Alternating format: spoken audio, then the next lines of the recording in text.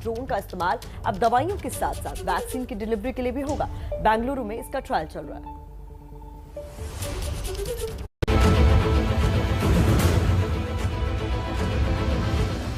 आसमान से हर चीज पर नजर रखने वाला ड्रोन कोरोना काल में शहरों और लोगों की टोह लेता नजर आया।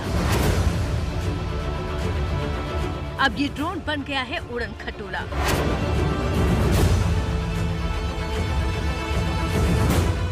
अब ड्रोन दवाइयों संग वैक्सीन भी पहुंचाएगा।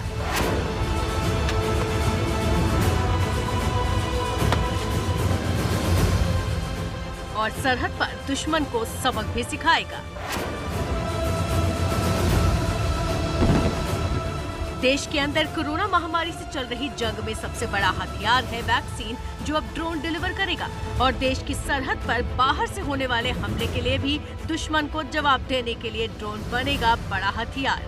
जंग के दोनों मैदानों में अब उतर रहे हैं ड्रोन जवान।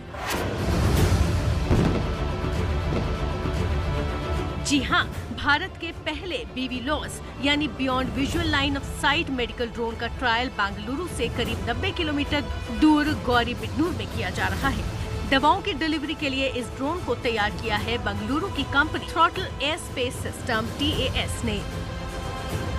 देश का पहला मेडिकल ड्रोन जो कि थ्रॉटल एरोस्पेस सिस्टम से तैयार किया है, और तस्वीरें आप देख सकते हैं कि किस तरह से इसका ट्रायल लगातार चल रहा है। ये इसलिए भी इस पेंडेमिक में काफ़ी कारगर साबित हो सकता है क्योंकि उन लोगों तक पहुंच सकते हैं जहां पर लोगों को जो है ज़रूरी मेडिकल सुविधाएं उन तक पहुंचानी काफ़ी मुश्किल हो जाती है। कई ऐसे इलाके होते हैं जहां पर एम्बुलेंस नहीं पहुंच पाती है, तो ऐसे में उन तक किस तरह से मेडिसिन, वैक्सीन या किसी भी तरह की कोई भी इमरजेंसी सुविधा जो है वो लोगों तक किस तरह से पहुंचाई जाए। इसमें जो वजन पेलोड कहते हैं, वो पेलोड हमने कैरी किया था medicine.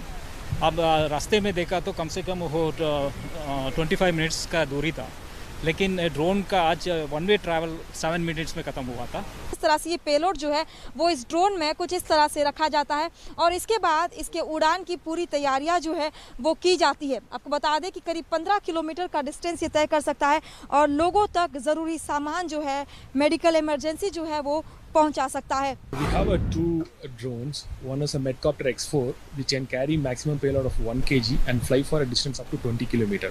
And the other drone is a X-Site, which is a octocopter type and which can carry 2 kg maximum payload and fly for a 15 kilometers range.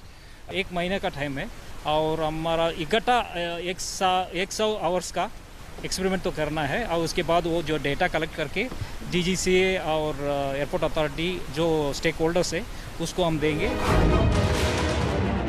करीब 1.5 महीने चलने वाले इस ट्रायल को DDCA समेत विभिन्न एजेंसियों की मंजूरी हासिल है। इतना ही नहीं, भारत सरकार भी अब इन मानव रहित विमानों के जरिए वैक्सीन डिलीवरी की तैयारी कर रही है।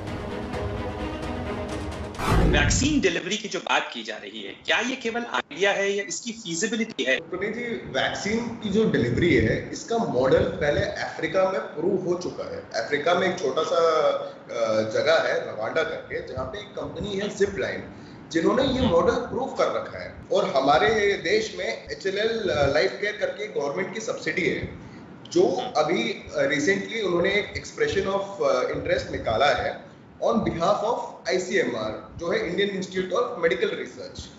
तो ये क्या कर रहे हैं कि ये ड्रोन्स प्रोक्योर कर रहे हैं और ये ड्रोन्स हाइब्रिड वैरायटी ड्रोन्स है। जैसे आप मल्टी रोटर जैसे आप ड्रोन्स देखते हो बाहर, वैसे नहीं है। ये बेसिकली 2 अलग प्रकार के ड्रोन का हाइब्रिड है, जो है फिक्स्ड विंग और मल्टी रोटर। तो बेसिकली क्या होता है कि ये छोटी सी जगह से भी टेक ऑफ कर सकता है।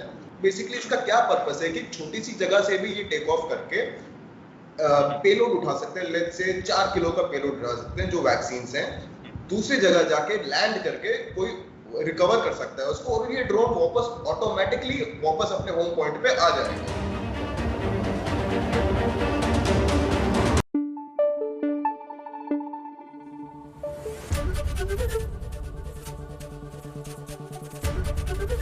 ABP न्यूज आपको रखे आगे।